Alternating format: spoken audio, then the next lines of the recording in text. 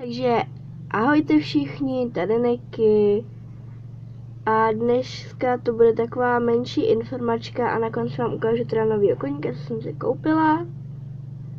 A koupila jsem se teda v pátek, ale to už je taková menší detail. Tak a už se asi rovnou přesuneme na to info.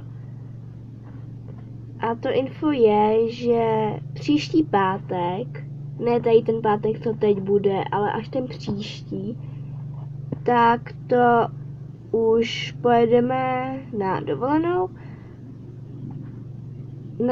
do termálních lázní Podhajska teda, kde vám teda plánuju točit vlogy.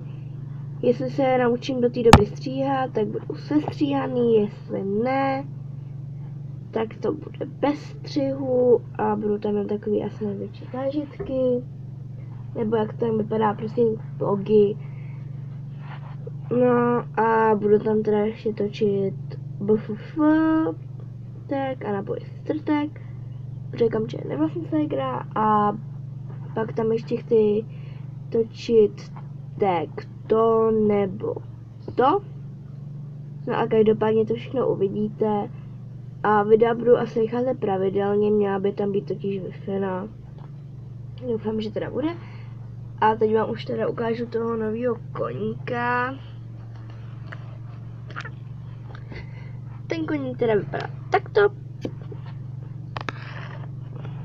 Je to Tinknerský hřebec.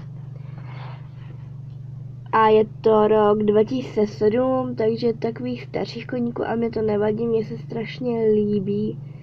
Mně se líbí víc iž než ten bílo-černo-hnědej. Jako, neříkám, že je ošklivý tam ten, ale tady ten se mi líbí víc. No a vypadá teda nějak takto. Je flekatý.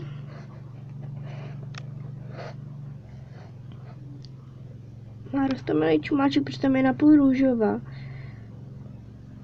A má podkovy. Má strašně dlouhý rousy a je prostě celý strašně pěkný. A je hlavně strašně mohutný i naproti Orionovi.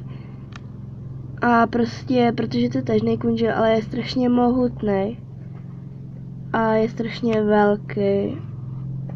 A tak je strašně pěkný. No a tak. To už bude teda asi všechno z dnešní informačky. A teda ještě na co jsem zapomněla. Omlouvám se, ale dneska mám strašně rychle. O to, že mě je normální, takže tak. No to jsem teda zapomněla, jmenuje se Blacky.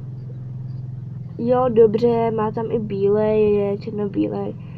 Ale prostě mě se na něm jméno Blacky líbí. Takže tak.